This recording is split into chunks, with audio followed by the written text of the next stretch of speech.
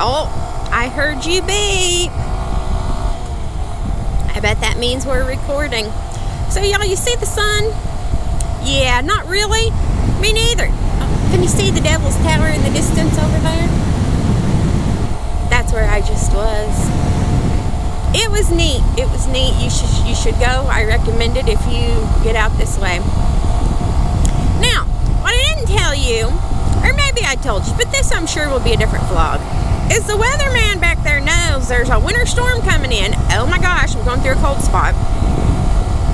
And they're going to get anywhere from 1 to 3 feet of snow here tomorrow. And it was gorgeous when we started the day out. But now that the sun is hiding behind that winter storm snow cloud, it is getting cold. Excuse me. He also told me that I say excuse me and you don't hear anything on the video. We actually just stopped and grabbed a drink and a bite to eat because we've been out all day. And sometimes we kind of hurry because we're trying to get back to the truck. So, oh, see that deer down there? So then I end up belching. And I don't mean to. I'm just a nasty girl that way, I reckon. But anyway, I have no clue what I originally was going to talk to you about.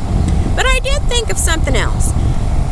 If y'all watch The Minimalist, or have you heard of The Minimalist? They did a documentary on Netflix. And basically these two guys both worked for a huge cell phone company in Ohio and made 6 figures plus a year, and were still broke, weren't happy, were unhealthy and everything else. So they decided to get rid of stuff. Kind of like the KonMari method of cleaning, like if it doesn't bring you joy, get rid of it. It's kind of the same thing. If it doesn't bring you joy, or if you don't use it, then get rid of it. Because trust me, sometimes my cookware don't give me joy, but I'm still not going to get rid of it because I need it. But the whole thing with all those is, see, I'm getting distracted again. I was listening to him the other day, and the minimalist, they're writing a book.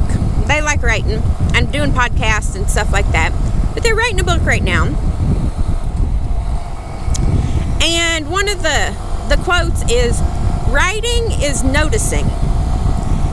And I got to thinking, and writing is noticing, because they say, like, write in a journal for 60 or 90 days every night about your day.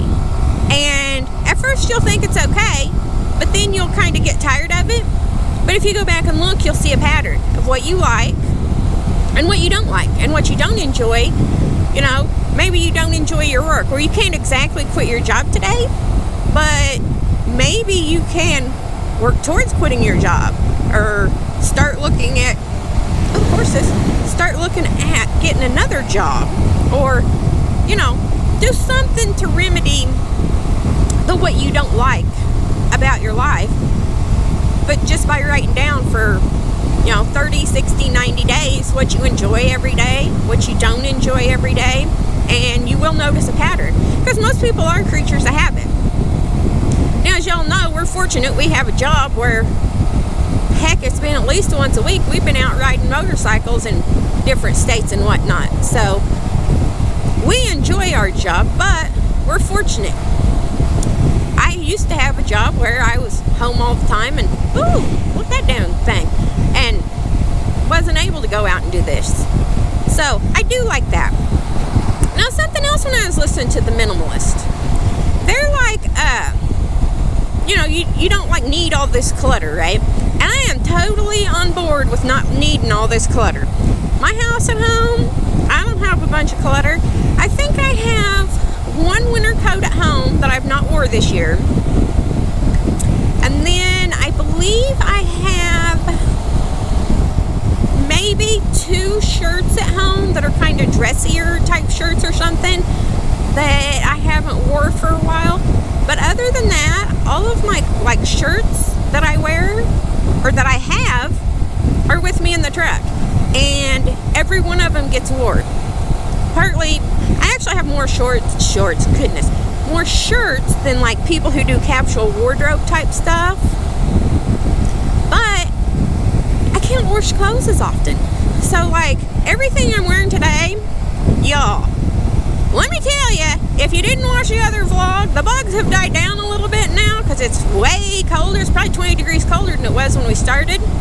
But the bugs were going crazy up here. Oh, and then when we walked around the Devil's Tower, I had to stop and take my shoe off very aggressively and quickly because a bug it was a giant grasshopper, got in my shoe. I don't know if he was biting me or poking me with these little pokey leg prick things that they got on there. You know what I'm talking about. Oh, there's a deer. They are everywhere here. But I can kind of resonate with the minimalist, right? I mean, I drive a truck, so that's kind of a small area anyway. But then I look at motorcycles, right?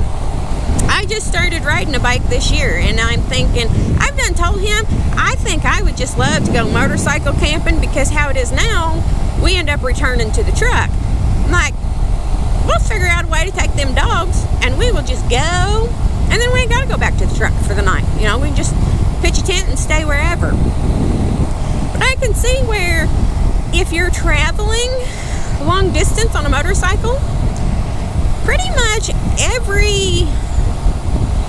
all of your space and all of your weight, it all has to be for see all the deer out there? For very specific purposes. You aren't hauling something because, oh look, it's pretty, I think I want to take this with me.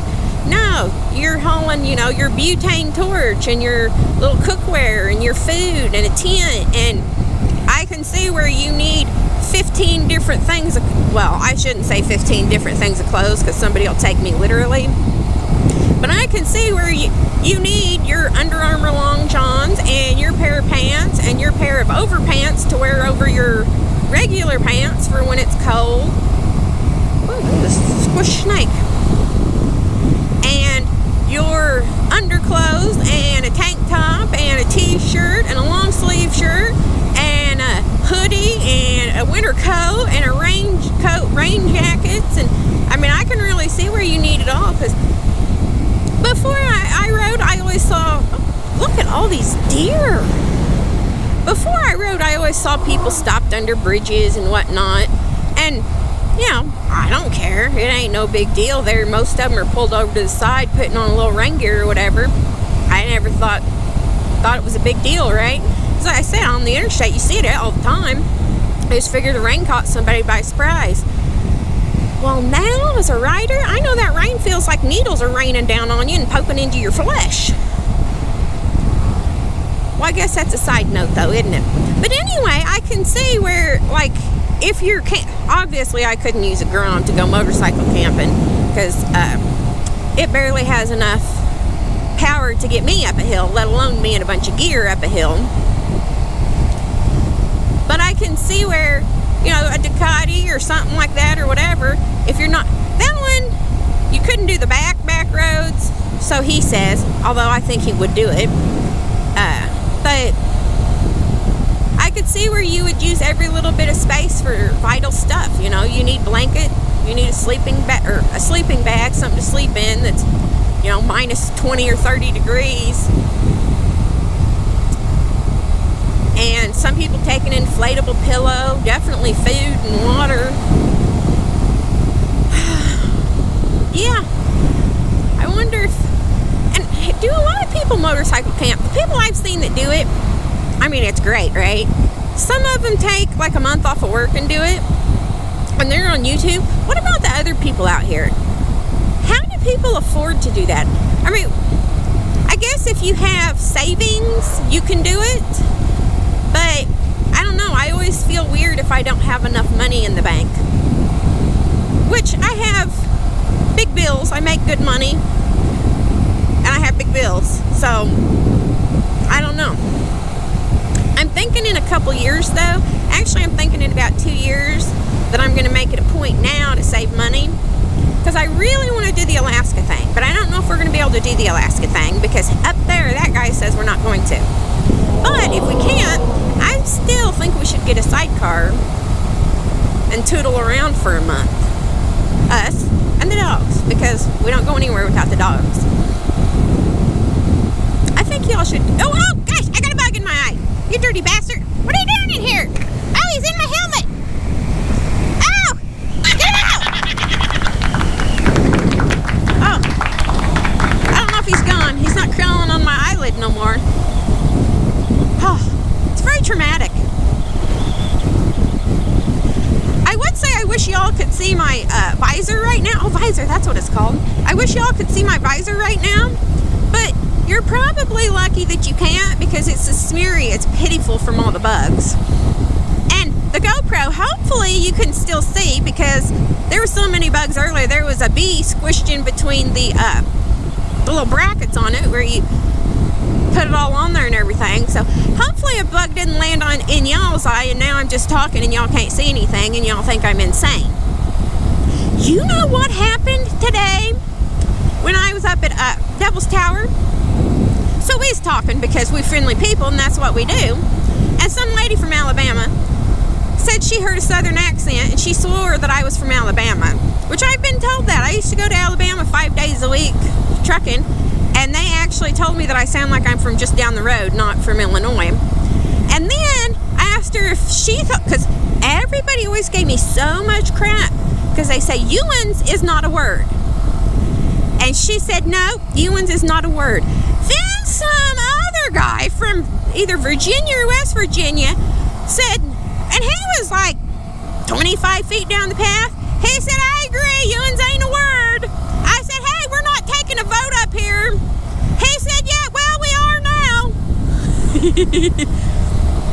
He actually informed me that y'all is a real word. That's what they use in either Virginia or West Virginia. But Ewans came from North Carolina. Now, I'm not exactly sure how Ewans came from North Carolina, because I have not spent much time in North Carolina at all. So, Ewans, I don't know, North Carolina. Do y'all think y'all? I think y'all is kind of universal, but apparently Ewans ain't. But I still think Ewans should be a word. Look at that, we're going 50. Oh, we was going 58. Now we're going uphill. We're sinking. Oh well. I guess on the bright side, if there's a rattlesnake, he'll get bit before I do. Okay, guys, it is cold. There's not too many more bugs out at the moment. We're stopping. He probably needs to thaw his fingers out. So I guess I will talk to you guys in the next one. Oh, and do something today, like save money for a motorcycle trip in a year or two, that your future self will thank you for. Hey, sugar tits! I gotta warm up. You have bug guts all over those pants. I'm covered in them.